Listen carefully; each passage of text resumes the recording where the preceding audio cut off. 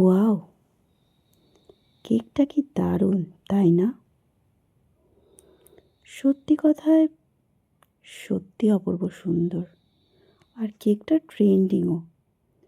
Simple, easy, but not that much easy.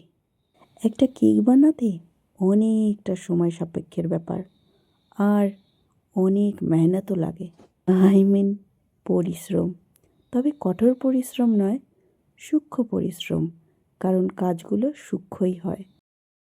প্রতিটি ছোট ছোট জিনিসের উপর খেয়াল রাখতে হয়, প্রতিটি ডিজাইনের উপরে খেয়াল করতে হয়, টেস্টের উপরে খেয়াল করতে হয়, আর ক্রিয়েটিভিটির উপরে খেয়াল করতে হয়।